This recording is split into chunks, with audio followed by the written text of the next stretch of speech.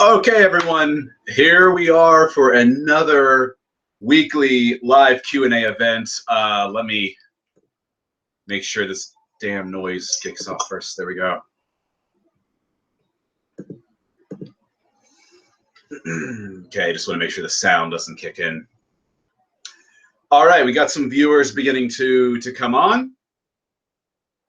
Looks like it's loading up. So anyway, I got the sound knocked off, so we're not going to have any annoyances here. Welcome to another weekly live Q&A event. One thing I want to ask you guys as we're getting started here, obviously next Sunday is Christmas, so I don't know how many of you are going to be available for a Q&A on Christmas Day. I mean, even for an hour. So, I mean, I'd be happy to do a Christmas Q&A if you guys want, or I can push it to Monday, you know, like the day after Christmas. So whatever, we'll see what's best for everybody and get kind of a general consensus. You can drop comments on the side, or you can post the comments later under the video once it actually loads up when the Q&A is done. So, but anyway, that being said, let's get started. First of all, because it's winter, I wanted to show you guys something. The moisturizer I had been using on my face just was great for summer and spring, but it's kind of stopped really functioning in winter. So I've been using this Jason moisturizer. In case you guys are interested, if you have like dry faces or something, it's this vitamin E. It's a vegan thing. I learned about it in a vegan blog. It's fucking amazing. It's really thick, and it just really moisturizes the face. I've linked it below in the product the product below in the description if you guys are interested in that. I know it's so dry out, especially here in the Northeast. Figure I'd give you guys a little tip on that. I've been loving this thing. I've been using it morning and night because of how fucking dry it is. Anyway, let's get rolling into the Q&A. All right. Someone says, I love you, Cory. I want you. Thanks. I don't know what to say about that. Another person saying, call out Joe Rogan. I've called this guy out 2 times already as it is. I don't know if there's any getting through to Joe Rogan. He's just being thick. Now, I mean, he's not a bad guy. I don't have anything really against Joe Rogan, generally speaking. But when it comes to veganism, he's thick as fuck. He's just he has that cognitive dissonance that a lot of people display. Charlie the Greaser asks, is tea better than coffee? Does it have more health benefits? Both have a large amount of health benefits. Both have been shown to improve energy levels, to improve lifespan. There's like limited kind of anecdotal evidence that it can cause fat loss. Coffee does have higher caffeine if you eat caffeinated coffee. So if you for people who are susceptible to that, it'll likely give you more of an energy boost than tea will. But really, both are great. I tend to drink tea when I'm sick. Like if I'm getting cold or something, I'll load up on like herbal teas. But otherwise, I always have a coffee in the morning, about 16 ounces black. I just pre-workout now. I use beetroot powder exclusively. As you guys know, I keep singing the praises of that shit. Let's see the next question here. Let me scroll up. We're missing some things here.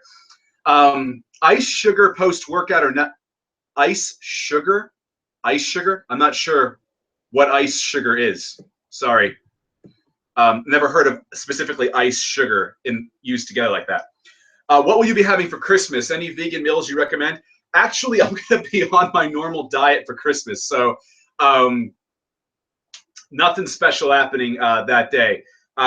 You know, I don't even have a plan to treat myself or anything that day. In fact, my carb feed is the day before, so likely I will just be eating my normal diet on Christmas Day. Which food should I take as a vegan to get a high kcal intake as a vegan for bodybuilding and gains?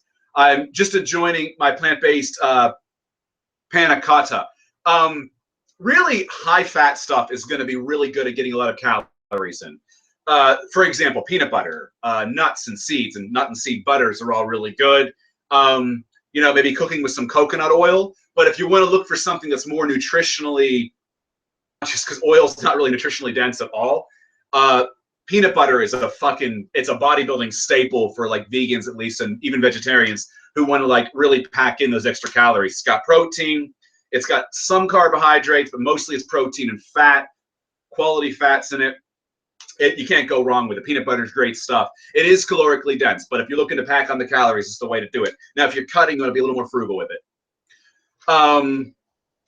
How do you force yourself to get out of bed? How do you stop looking forward to death and become more grateful for shitty, oppressive state of human existence? I just look at the thing. I guess it comes down to, like, this is a really deep question. I guess it comes down to finding meaning in your own life. Nobody else can really do that for you. You've got to find things that resonate with you, things that mean something to you. It can be another human being. Like, you can have a wife or a boyfriend, girlfriend, whatever, husband, that makes life a lot more pleasant for you. I mean, that's one thing you can do, but you never want to depend your happiness on somebody else either. That's very bad, because you're giving that person way too much power over you. And if things fall apart, you know, that can destroy you, can lead to identity crisis in some people. But find meaningful things in your life. Like, I enjoy bodybuilding. I enjoy studying astronomy for fun. I enjoy horror films. I enjoy action films. I enjoy playing music. I enjoy listening to music. I enjoy writing music. Find things that you love to do and do them. You know, fill your life with things that have meaning to you, so that you want to wake up every day and do these things and enjoy these things. You have to bring meaning to your life, you know, because you only have so many years on this earth. So make the most of them and enjoy yourself, you know. But at the same time, you know, don't skirt responsibilities either. I'm not saying just live a life completely of opulence and excess. You know, everyone's got responsibilities too. You've got to be a responsible human being as well. But it doesn't mean you should devote your entire life to work. You know, enjoy yourself also. Anyway, let's see what else there's here. What are some keto meals that you eat? I keep my keto meals really simple, because there's just really not a lot of options. So I love broccoli and spinach. Like, all of my main meals will always contain like a broccoli or spinach side. But tofu, mock meats, sometimes like ground up flax seeds and put that on top of my tofu and my spinach. And I experiment with different spices to add different flavors or sort of different takes on the meal, you know, to give it some variety. I use spices as a way to add variety when I'm low calorie. And really, that's about it. I mean, I cook with coconut oil. You know, that's really about it. You know, I have walnuts, sometimes some peanut butter, protein powder. Actually, I just got a new protein powder from True Nutrition. They just released a few new flavors. They have a salted caramel flavor. I'm not a big fan of salted caramel, but I'll try everything they release just to see how it tastes. And I was actually surprised how fucking good their salted caramel flavor was. I actually like it. And I'm not a big fan of a lot of caramels, and I actually like it. And again, I was told that all their flavors are vegan. They're vegan sourced to create the flavor profiles. So anyway, what other vegetables do you eat other than spinach and broccoli? Well, those are the primary ones that I eat when I'm ketogenic. But when I'm not ketogenic, I'll throw in things like carrots. I might add tomatoes. I up the variety: peppers, onions. I love onions. Mushrooms are not technically a vegetable, but I will have mushrooms. They're, you know, even though they're not technically a vegetable, but I will have those in my meal plans if I'm not ketogenic. Sometimes even when I am ketogenic. But other things, like I said, onions, I save those for when I'm not keto, because they do have a higher carb content. So mostly when I'm keto, it's all greens. So primarily broccoli and spinach. I love fucking broccoli a lot. And spinach has got nitrates in it, so it's really good for a pump, and it's really good for going strong in the gym. I love spinach for that reason. So Popeye was on to something with all that. But yes, you're right. I do eat a hell of a lot of spinach and broccoli. They're staples, vegetables of mine. You should ask to be on his podcast. You can just ask to be on Joe Rogan's podcast. I'd be happy to debate Joe Rogan in person or over podcast or whatever. I mean, compared to he's got some massive following. Let's be real here. Would he really like bring a guy like me on that, you know, doesn't have that kind of wide recognition? Would it do anything? He's got to think about what's going to work for his channel. But I'd be happy to debate him on veganism. You know, I'd even be up for debating Stefan Molyneux on veganism. But from what I hear, that's a no-go subject for Stefan. You know, he doesn't want to talk about it. You know, whatever. Hey, Cory, I eat my stomach totally full before I do my cardio, running or swimming. Should I do this if I want to lose lower belly fat, lower fat percentage, or should I eat after my cardio? The research shows that whether you do fasted or fed cardio, the results are primarily the same. That there's no significant difference between the results you get from either one. The point is just get your cardio in. And but ultimately also, if you feel better training fasted, obviously train fasted. If you feel better training fed, then train fed. So listen to your body, do what feels right to you. The results will come. You know, research shows that either one are effective, really. If vitamin B12 doesn't come from plants or animals, where did our ancestors get it from? Well, keep in mind, it's a dirty vitamin. It's found in groundwater. Our ancestors would have been drinking groundwater a lot. It's found in dirt. It's found in soil. It's found in shit, like feces, literally. Like, you know, so if there was feces or fecal matter in the water, as nasty as that sounds, you know, that's one of the ways animals probably get it, is because neither of our bodies just produce B12. It's not produced in our bodies. It is a dirty vitamin. And also, of course, at one time, not washing crops as well. When we would grow crops, not washing crops as well, and that dirt would be on the crops, and that dirt might have fecal matter and everything else on it, you know, and the B12 would be present in that. So really, that's how we got it. We got it by dirty means. It is a dirty vitamin.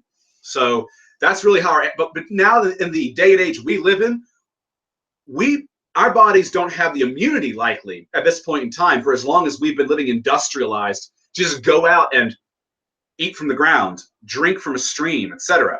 You know, we might end up with parasites and shit our bodies cannot deal with anymore. So that's one of the downsides of evolution. We evolve, and there's things that are good that come out of it, and there's things that change that come out of it, that if we were to go back and do the things we used to do would end up causing us problems. Do I have any pets? Do you feed them a vegan diet? I do not anymore. I used to have birds, which naturally birds eat a vegan diet, like seeds and fruit and shit. But all of my pets have long since passed on. So I do not have any pets anymore. Although I would like maybe to rescue some birds again.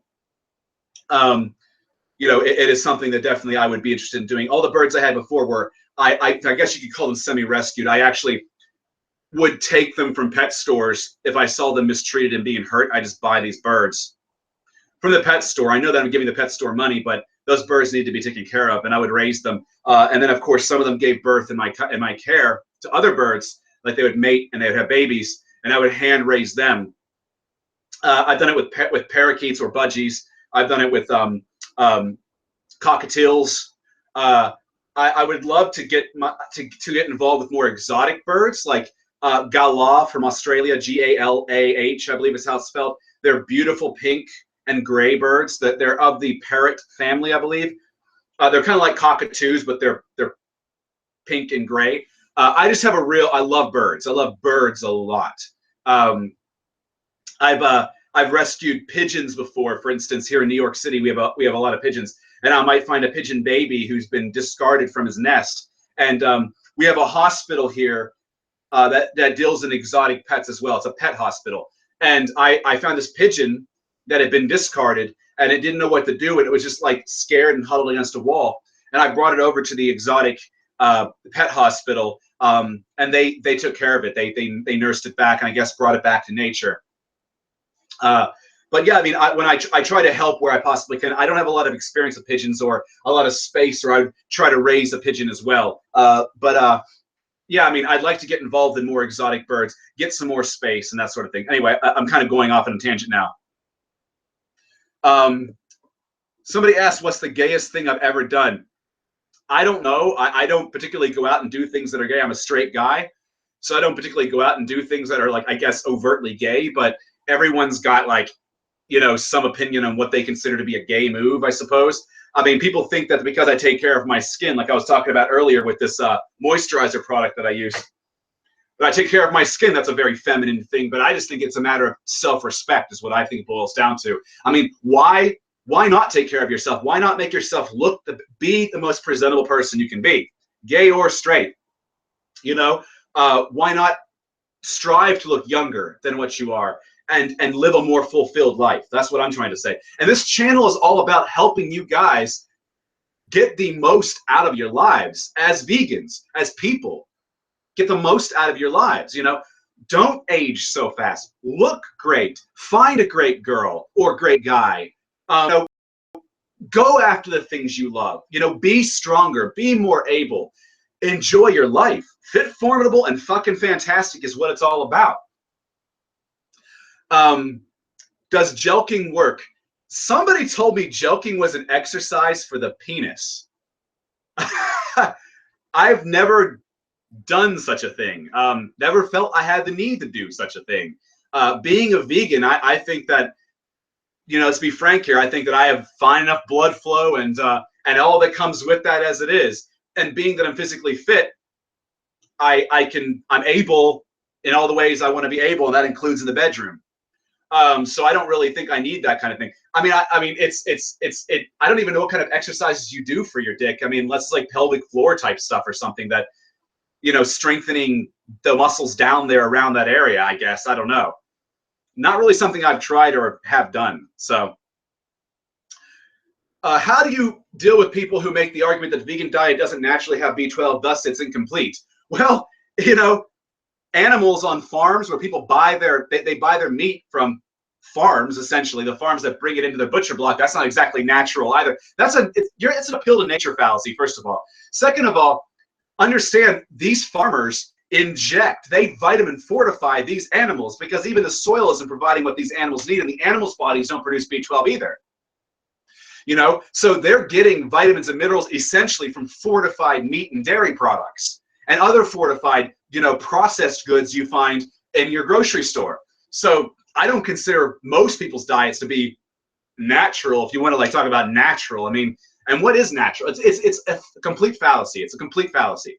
You know, I just think they're looking for excuses not to do the morally acceptable thing. Somebody says ice sugar is white powdered cane sugar. What was your question again about that? Let me scroll back up really quick. Is ice sugar post-workout fine?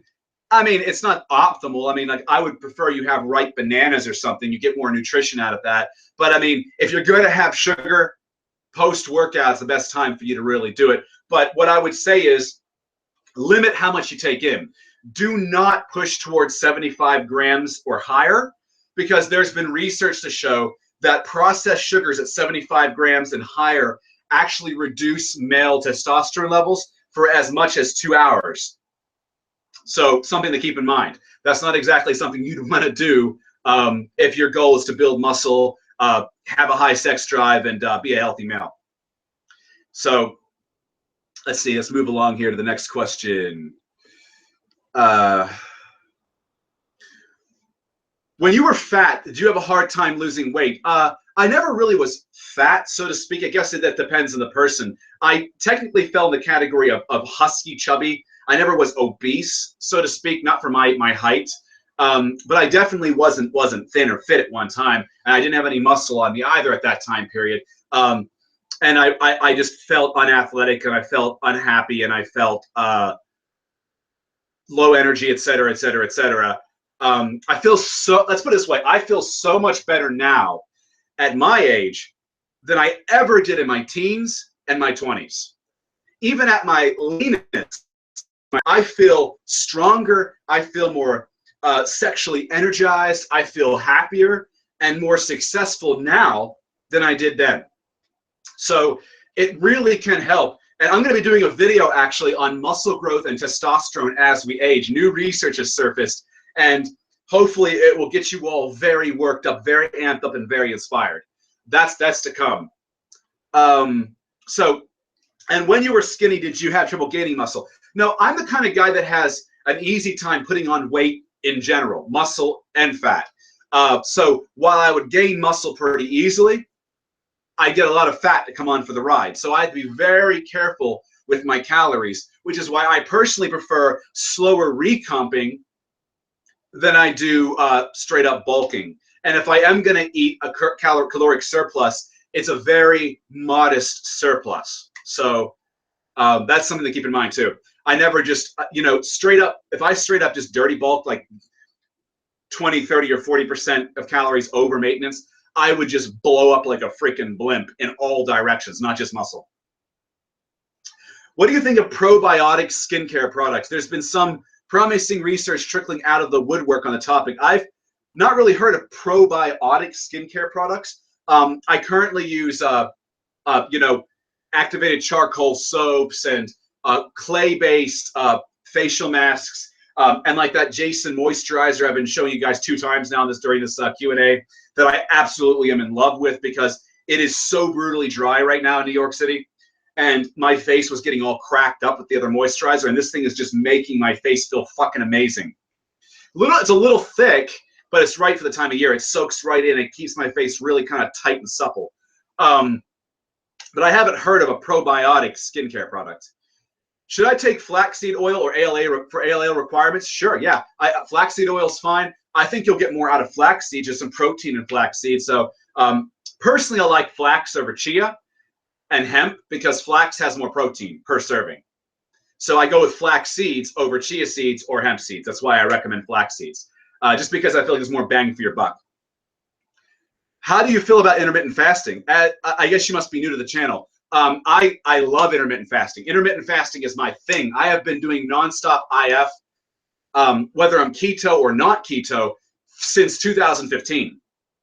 I love IF. I love it. I do a 16-8 protocol, which is what Martin Burkhan of Lean Gains used to recommend. Probably still does if he's even still active. I don't know if he's still around or not. But yeah, I love IF. I love the way I feel on IF. I love how it makes dieting a lot more bearable because you're condensing your lower calories into a smaller time frame, so it doesn't feel quite as painful. You just got to get used to that 16 hours of fasting. But bear in mind, you're sleeping for 8 hours of that anyway, or 10 hours of that anyway. So you really only have about 6 to 8 hours of actual fasting while you're awake. And if you have some coffee, coffee is an appetite suppressant, helps you get through that.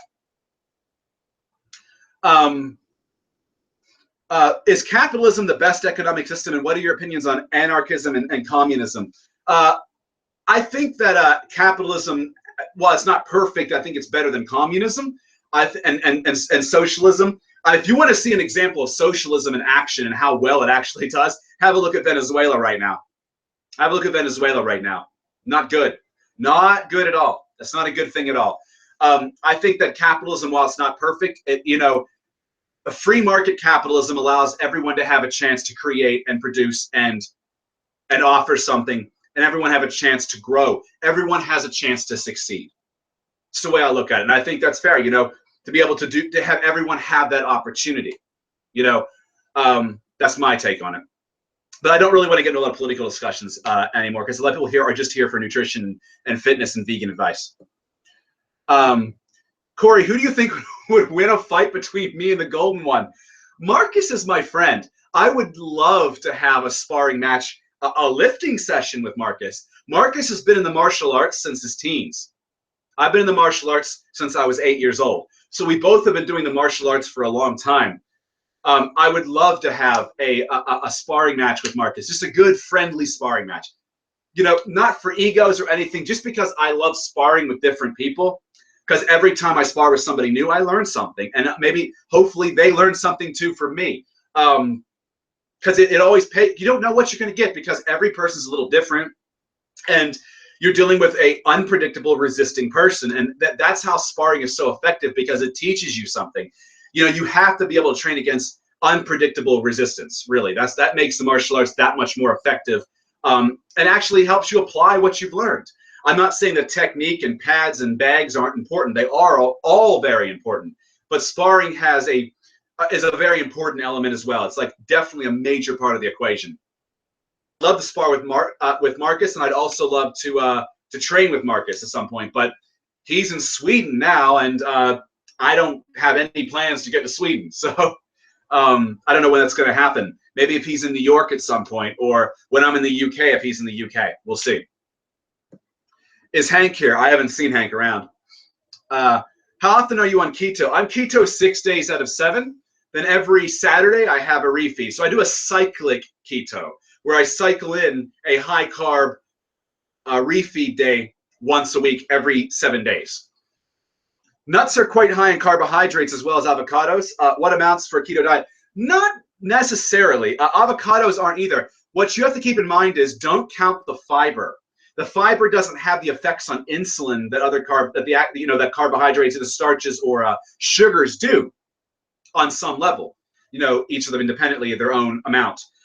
Fiber doesn't have that kind of effect on insulin, so I do not count fiber. So let's say that you take like peanut butter or something, and it has like 5 grams of carbs and 3 grams of fiber per serving. Only count 2 grams of those carbs. Don't count the 3 grams of fiber. Now, towards your calories, count the calorie total, because there is some calories in fiber. But don't count the fiber. Take it out of your carb total. Subtract it from your carb total. Plants have lots of protein. Damn straight they do, especially soy. Soybeans are ridiculously high in protein. Tempeh's high in protein. TVP's high in protein. Tofu's high in protein. Seitan, or wheat gluten in general, wheat products are very high in protein. Even beans, while they're not as high as, say, soybeans, but like black beans and lentils and pinto beans and things like that, they're still pretty decent protein quantity. I think like half a cup or something is 7 grams of protein. It's not bad, so you can get protein from a variety of plant sources. There's no excuse that, for people saying that, being a vegan means you're going to be low in protein. It's just this bullshit, total bullshit. How do I get over 100 grams of protein in a vegan diet? Well, I include mock meats. I include soy products.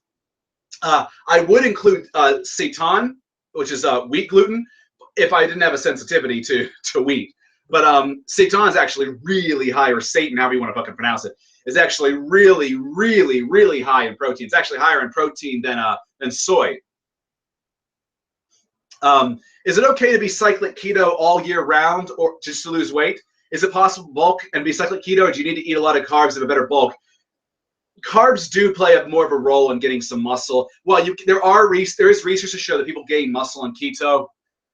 I do feel, at least anecdotally, it's a little more successful with carbs present. If you're epileptic, for instance, you do what you've got to do. You can still build muscle on a keto diet. It probably just be a bit slower.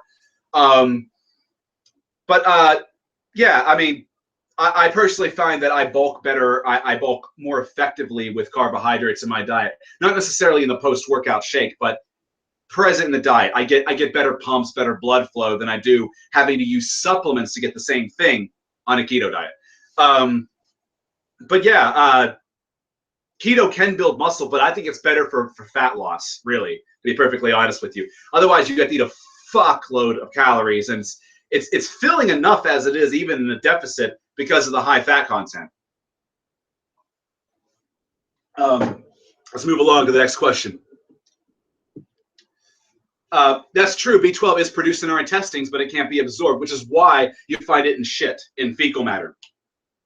And animals who eat shit, like rabbits, they can get B12 that way. But our ancestors likely got it from like soil, unless they were eating shit too. But they likely got it from soil that might have some contamination in it, and groundwater, which would naturally have some contamination in it. Cory, how much are you currently weighing? I weigh currently around, well, my scale broke this week, so I didn't have a chance to check. But last I weighed in, it was like 195.8. And that was a few weeks back. I wanted to weigh in this Saturday, but the battery ran out on my scale, so I've got to replace the battery on it. So I didn't get a weigh-in this week before my 195.8 was my last check a few weeks back. It's probably a little lower than that by now, maybe around 192, 193, going by my typical rate of loss. I definitely look leaner, feel leaner.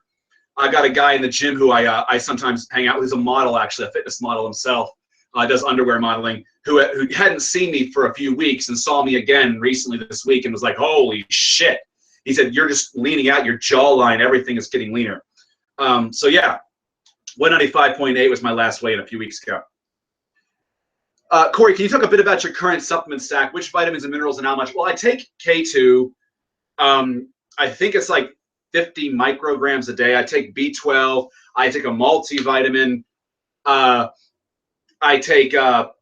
have access to enzymes. Like I use them during my carb feeds because I eat a lot of food, and having access to like a all-encompassing plant enzyme product really helps. I use one by Now Foods called Plant Enzymes. I have a ZMA product by Allmax that their website has labeled as vegan.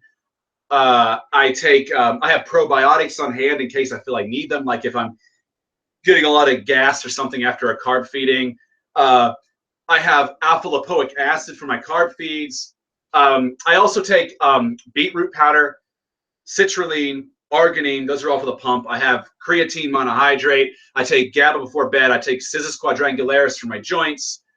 I take beta alanine prior to training. What else? And a vegan taurine supplement too prior to training. Yeah, it's so many products. I also have ashwagandha on hand when I get stressed out, but I don't take that regularly. I just take it when I'm stressed out. But yeah, that really, in a nutshell, are the main.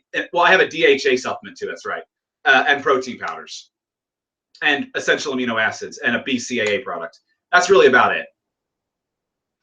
It's a lot of shit, but I don't take all of it all the time. Sometimes it depends on where I'm at or what I'm trying to do. I just have it on hand. What is your opinion on the channel Ask Yourself? Actually, I'm friends with Isaac from Ask Yourself. We connected on Facebook recently, and we've been talking a lot by private message. And I consider him a friend. He's a good guy. He's a very smart guy. His channel is kind of, in some ways, gone toward more of a kind of a political, social commentary type channel, leaving a bit from just the vegan subject matter. I mean, he still does do vegan subject videos, but he seems like he's kind of broadened the horizon of his channel a bit more so than what I recall it being when I first discovered it. But that's great, you know. Hey, it's his channel, it's his choice, and there's a lot of valid topics need to be discussed out there. Cory, should you do direct neck training? Well, your neck will get some work from shrugging or upright rows, or even some lateral raises if you go full range of motion, deadlifting.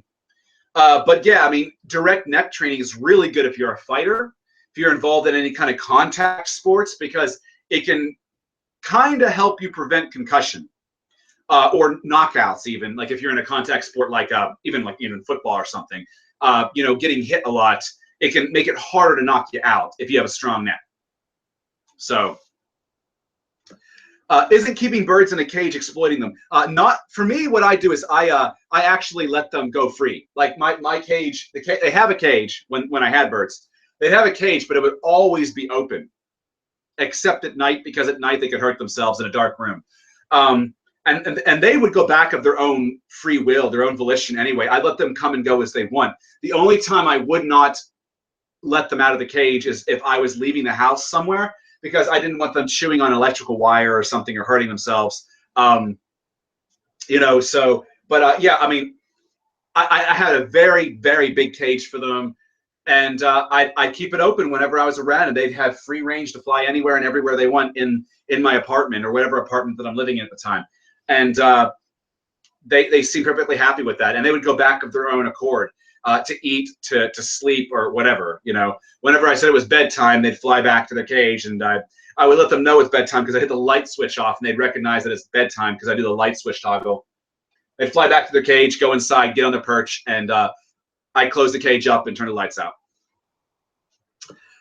Ever heard of Weston A. Price Foundation? I looked into it by a recommendation from my BJJ instructor. Seems pretty whack though. Yeah, Weston A. Price is totally bullshit. Like a lot of the stuff that they push is just pseudoscience, and they're shielded out by dairy industry. And think about it. Weston A. Price himself, I think, was a dentist or something, and they have a lot of really whack shit that is contradictory to the existing research. Especially on soy. They're really vindictive against soy for whatever reason. But just look at the folks that run Weston A. Price. They're not exactly, you know, they're not like shiny examples of health. You know?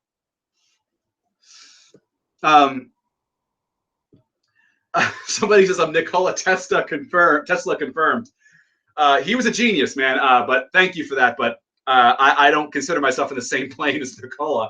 A few nutritionists told me that you shouldn't eat the same foods multiple days in a row, e.g. vegetable protein. Do you believe this, and is there any proof that claim? that sounds like bro science bullshit to me. I've never seen anything about this. The only thing, I very, very rarely add variety to my diets because I just fucking am too lazy to write 4 or 5 meal plans. So I eat the same thing primarily every day, except when I have a carb feed. That's total shit. I've never seen any research to support that. I'd love to see if there is any, but I've never seen any. I have heard that before. And it's the same thing of like muscle confusion principles and shit. It's like, sure, it's great to change your routine up a bit for a psychological break, but I've never really seen any research to show that you can confuse the muscle by like doing preacher curls, with a dumbbell one day, with a easy bar the next day, and then switching to like spider curls the next day and getting better growth because of that. It is good to train your arms or anything with more of a variety of angles, but if you have a variety of angles in a single workout and use that workout for like 8 weeks, you're not going to see better gains by switching up, over the course of the 8 weeks or constantly changing your freaking routine. So now, that's not to say that periodization isn't important, which is where you change rep ranges up, either within a workout or over the course of a week or over the course of a month, or weeks rather. So like, 1 week, maybe you'll do 4 to 6 reps. The next week you'll do like 12 to 15. Another week you'll do like 7 to 8 and 7 to 9 reps or something. And then, that would be like periodization. That'd be like a non-linear periodization program. But yeah, other than that kind of thing, I don't see the point in like changing up like, exercises or even your diet, unless you psychologically need a break to get better gains or something. What's the optimal carb intake to lose less pounds? 20 grams for maintenance. I base carbs on leftover calories. So I calculate my calories first for my goal, whatever that might be. So if the calories are coming down slowly but surely, whatever my calories might be, I'll calculate at my fat requirements for health, which is based on maintenance. I'll calculate my protein requirements as a vegan who's a lifter. Whatever calories are left, go to carbohydrates. So naturally, it's my carbohydrates that fluctuate depending on my calories, not my protein and fat. Hammering Hank says, sorry, I'm late. I had to walk 2 miles in the freezing rain. I don't know where you live, but man, it's pretty fucking cold here too. Let's see, there's a lot of people talking, saying hi to Hank. Don't I have a bike or a car? No, not in New York City. I mean, I could own a bike, I suppose, but nah.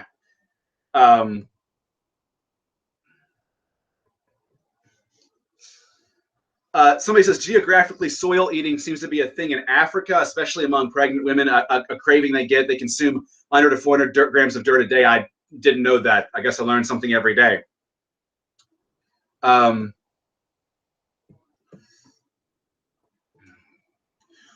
When you recommend 20% of calories maintenance, does that mean 20% of BMR or 20% of your calories from BMR times activity? 20% of calories from your resting maintenance level. What it is to maintain your resting body health. That's what I base my maintenance on. Now, when I base on calorie intake as an active person for my deficit or surplus, then I go by my my actual maintenance needs, which typically will fall in the ballpark of 14 to 16 calories per pound for most people. It's typically is a pretty good range to find a base amount from to get your maintenance for an active person, between 14 and 16 calories per pound. Maybe more toward 14 for people who more towards 16 for people who have slightly higher metabolisms.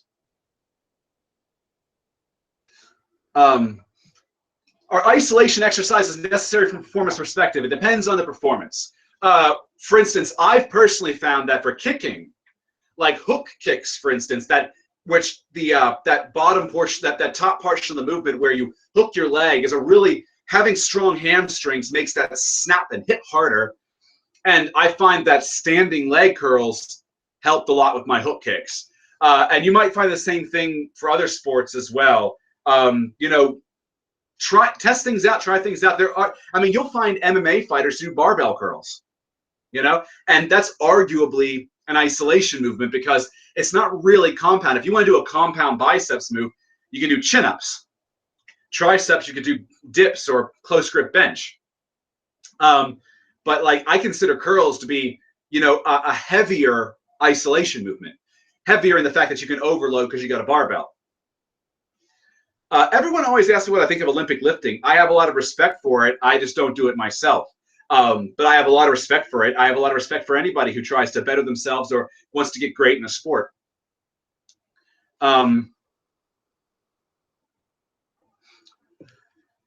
What lift would you say you need to improve upon the most? I would say my bench press, because my arm leverage is so fucking long that for me to get a full ROM, I have so much more space to have to push through. I just have long ass arms.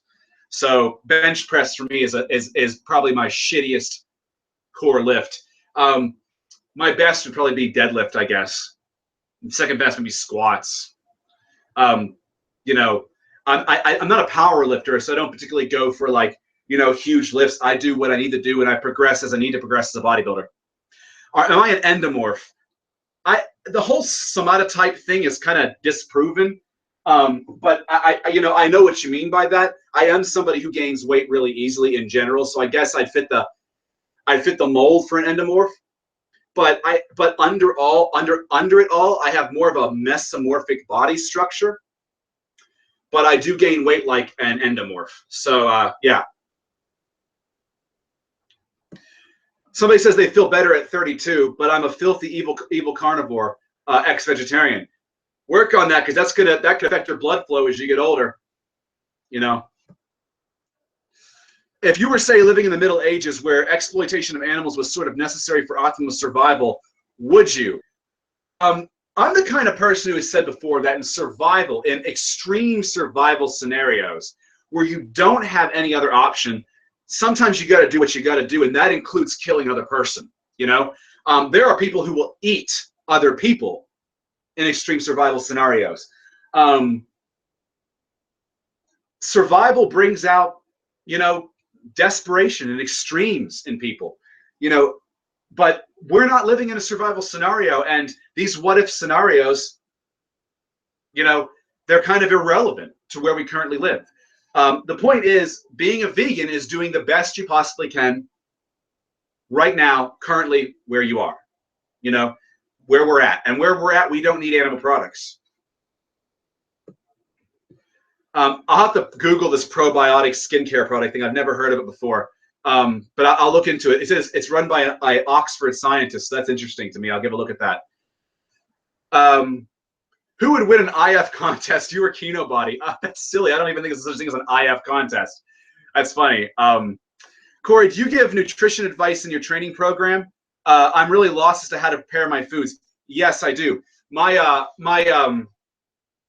At the Vegan Muscle Academy, veganmuscleacademy.com, I actually have courses for ketogenic diet, courses for bulking, courses for recomp, and it's broken down into very, very detailed modules, step by step by step, protein, carbs, fat, calories, how to set it all up with food lists and everything. It's so easy to follow. And I have a lot of clients that are getting great progress from that. So yeah, I do offer that. I also have training programs and lots of great updates on the website. And actually very soon I'm going to be releasing some books too, for people who are more interested in books. That's to come as well. Actually, the Vegan Muscle Academy in general will probably be evolving over time, because there will be books coming out too. So there's gonna be a lot. I'm gonna have shirts coming out and shit soon too. I'm planning on doing some shirts, tank tops and shirts, just to, you know, endeavor into that, because you know, John Venus is doing it, and Turner is doing it, and I heard Richard wants to try to do shirts, I believe, as well. He was talking about it. So what the fuck? I got some shirt ideas. I'll do some shirts too. More ways to promote veganism. Let's see. I enjoy to drink a good red wine once in a while. Thus, I'm curious about the effect it has, given that it reduces protein synthesis by 70% and taxes the liver, which deals with toxins and DOMs. Your take? I say stay away from all alcohol. I mean, if you want to have a little wine now and then, I guess, you know, a tiny eensy bit is better than having shitloads of it and getting plastered and hammered on it all the time. But I personally say stay away from it, because the benefits you can get from wine, you can get from whole foods like grapes or apples or whatever, like the resveratrol content. So I don't see the point in drinking it, but if you enjoy it, I don't see why once in a blue moon, or even once a night, like having a small glass is going to hurt you. But bear in mind, some wine isn't vegan.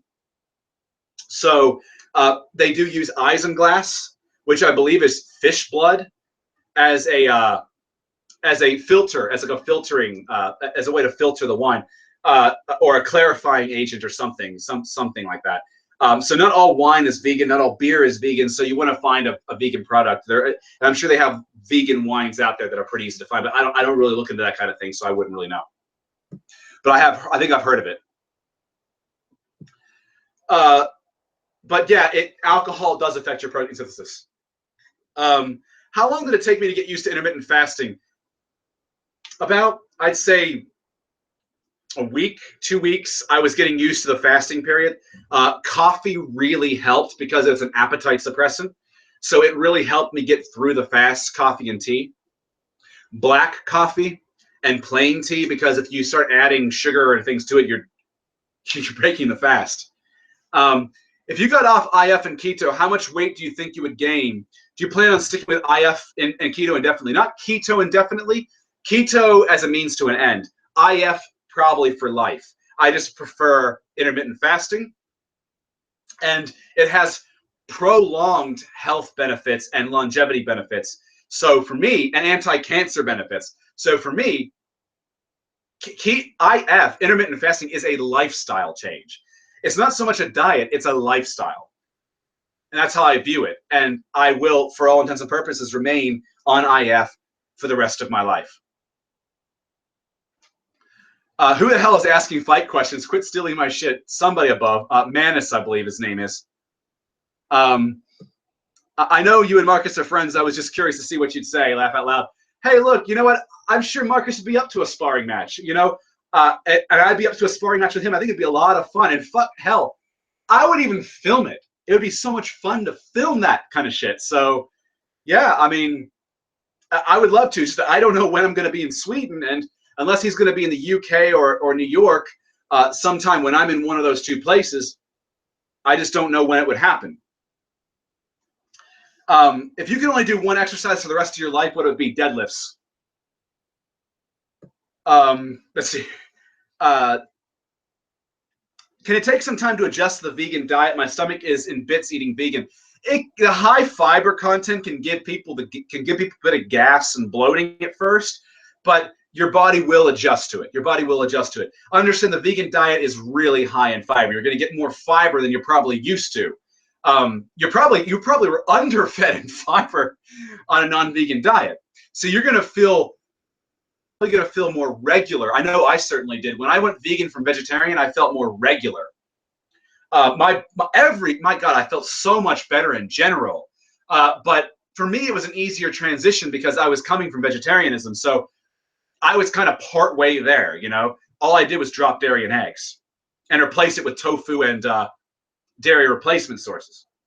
So it wasn't a huge cultural and mental and lifestyle shift for me. Tiny.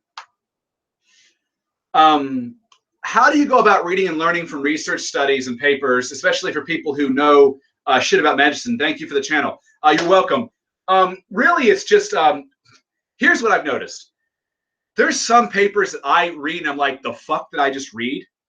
Usually in like places like physics or, you know, some chemistry papers, some astronomy papers.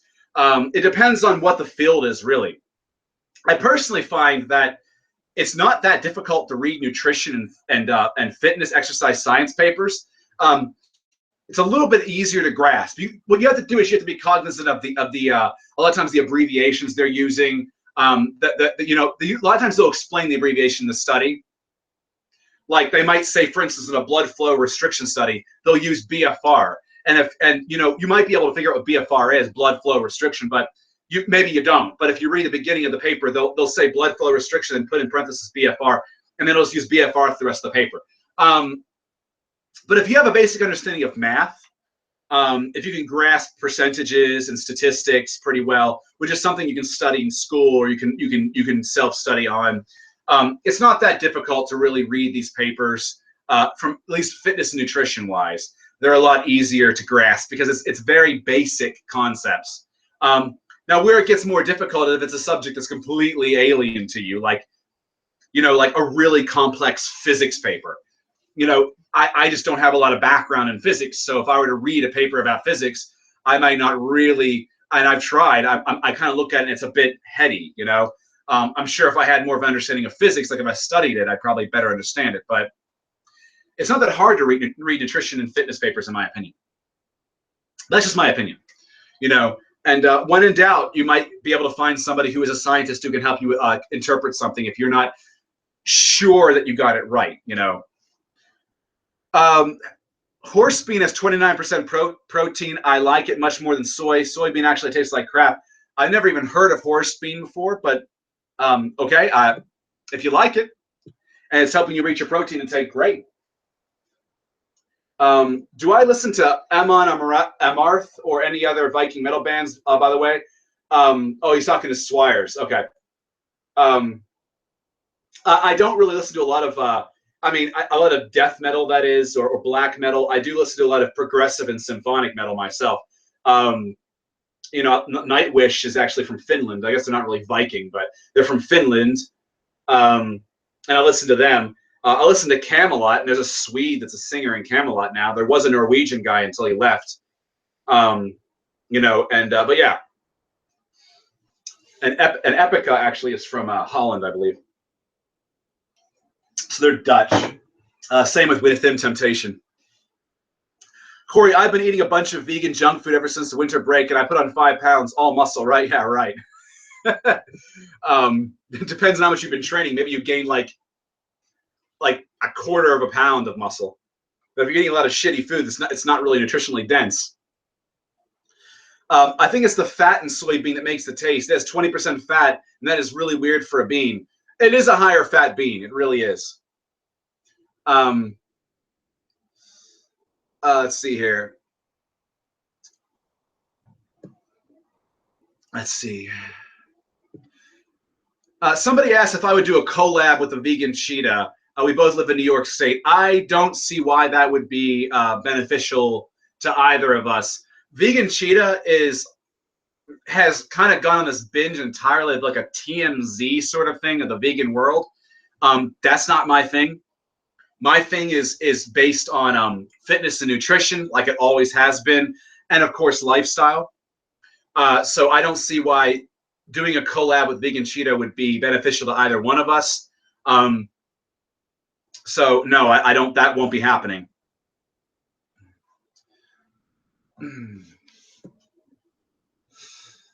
What supplements do I not take? There's a lot that I don't take. But off the top of my head, I mean, like, I don't take green tea extract. I don't take caffeine pills. Yeah, those are some examples right there. There's probably a ton more I'm just not thinking of right now, but there's a lot. I don't take testosterone boosters. I fucking hate testosterone boosters. They don't work. Yeah. Okay, let's see here. What brand of algae and DHA EPA do I take? I take a product by Source Naturals. I think it's they're in veggie gel caps, and it's like 600 milligrams of DHA and EPA per serving, and I take a couple of those once a day. Birds are very smart. Birds are very smart. Did you know that African gray parrots can have the intelligence of a 5 to 10-year-old kid? That's fucking incredible. That's smarter than pigs. Let's see here. Okay, well, this thing's fucking like scrolling so fast right now. Let's see here. People are talking amongst themselves. How much beetroot powder do I take pre-workout? Is there a special timing for the best pump? I take it an hour before I train, and that's just by virtue of the fact that I'm preparing everything to get ready to go. And so I'll pop that back about 45 minutes to an hour before I actually arrive at the gym. I'm training at a different gym lately, so I'm actually taking the train to this gym. And it's about a 15, 20-minute ride. and then I prepare before that. So I usually get to the gym after the beetroot powder by about 45 to an hour later, where I actually hit the first weighted set. So yeah, and I take a tablespoon of raw beetroot powder, a bulk brand too. Actually, I got it right here. Where's this shit? Here it is. Bulk Supplements is the product I'm currently using. This is a fucking kilo of beetroot powder, and I take a tablespoon, which is 7,000 milligrams. So 7 grams of beetroot powder pre-workout's what I currently take. And that would be 4 days a week, because I'm currently training 4 days a week. How is my lifting form? I guess it's fine. I mean, you know, I try to lift controlled. I always want to feel the weight that I'm using. Is it textbook? Well, my problem with textbook form is everyone's built a little differently. Like some people, they have to squat with a wider stance. Some people feel better squatting with a more narrow stance. Some people can get past parallel to the ground. Some people can't with back squats and do better with front squats. So I think that it's good to use the best form for your body, where it feels natural for you and there's no pain and no pressure in the wrong parts of your body, and the work where you feel the weight in the target muscle properly.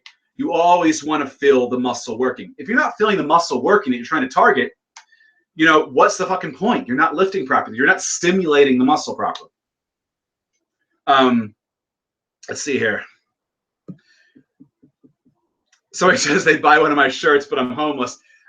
My books and my shirts aren't going to be that expensive, you know? Like I've told you guys before, I got an arm training book, and this book is going to be so fucking awesome because the arm workouts are so good. We're in the testing phases right now for it, and the arm workouts are fucking sweet.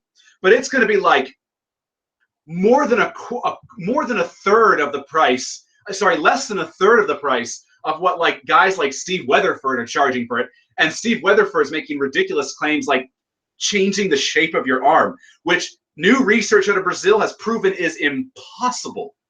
It's a genetic, the shape of your arm is purely genetic. That is bullshit. So he's selling his program on bullshit. And at least that element is. Whether the program works or not, I don't know. I've never tried it, but my own program will work. It's entirely based on science. Everything will be cited. It's the most up-to-date research. And that book will hopefully be available. I'm really hoping probably within a month is what I'm hoping, but it's going to be an actual physical book. Like you can get it. You might be able to do a Kindle version. I think I'm still working with that, but there'll definitely be a paperback version of the book available. And it's going to be less than a third of the price of what some of these books are charged. It's going to be less than half the price of what Keto Body charges for his products. So all of my stuff is reasonably priced. You know, and my shirts, I'm going to try to keep them reasonably priced too, but it all depends on what, of course, the production costs are as well. You know, because some of these brands, they have a high production cost too, depending on the quality and everything too. And I would only want to go for the best quality. You know, I like a very particular kind of cotton and fill to my tank tops. I like that softer, kind of conforming, kind of tank tops. Like I don't know how to better describe it. They're kind of stretchy, but they elastically they form to your body really well, and they're soft. So there's a very particular type of cotton that I'd want to use in my shirts. But all of that's all stuff to come. I'm working on all this stuff. It's all stuff to come. I don't even know if the shirts are going to happen. The shirts are something I'd like to do, but it all depends on if I can find a producer that'll work with what I want to do. You know, so I'll keep you guys updated, obviously. Do you have to be tall to be a bodybuilder? Actually, some of the best bodybuilders, the most well-known and most successful, have been short as fuck, like 5'8" and shit. Just because they look bigger. Taller guys like myself, I'm 6 feet tall. We have a lot more space to fill out in our bodies. You know, guys like Dolph Lundgren even have more space to fill out because they're 6'5", you know, or 6'4" or whatever. So yeah, I mean, like, you know, shorter guys have an easier time to be bodybuilders. It's probably why you find more short guys in bodybuilding. That, and also probably because a lot of people who have image issues and guys who are shorter tend to feel a little bit self-conscious about this, tend to go towards something like lifting weights to help build their confidence. And I think that's a great thing. I think that building your confidence, whatever helps you feel better about yourself and able to stand proud and get more out of your life, you know? I just don't like people who are douches about it, you know, who think they're better than somebody else because they have more muscle. That's stupid. That's douchey as fuck. No, I'm not single. Anyway, my computer is going. We've been going about actually a little over an hour now, so I'm gonna cut out as usual. Again, down in the description, I've shown the new Jason product that I've been using on my face. I just thought I'd give you guys an update because I did a video on my face care before. You can find a link to that down below if you're interested in a really good winter moisturizer that I've been loving, and it's very cheap too. And it's vegan. I actually found it through a vegan blog. I can't remember the name of the blog. I think it might have been a PETA blog, PETA sponsored blog. Also, if you want to donate to my Patreon, there's a link below. Remember, I do these Q&As completely free, 4 times a month. I don't, you know, I'm not like, you know, other guys who charge you to be part of a special insider group to have access to the Q&As. So if you want to donate to me, there's my Patreon too. Everyone seems to have a Patreon nowadays. And there's a link to the Vegan Muscle Academy below too. And of course, you can get your free protein recipes PDF download also down in the description too. And that'll get you on my mailing list, which consequently will get you updates right when we're going to have Q&As, so you know when everything's coming or when new products are coming out or whatever. Basically, updates on my life, updates on my channel, updates on things in general, things I have to say. So you can find all that down in the description below, and I will see you guys next week. If you guys want a Christmas Q&A, I'll do one next Sunday. I'm open for it. Or we can do it next Monday instead if you prefer that, the Monday after Christmas. So let me know that in the comments. You know, not these comments on the side, but the comments when the video is loaded up after it's processed, and the comment section closes. Let me know if that's something you guys would be interested in. Anyway, I'll see you guys around. Have a great rest of your weekend.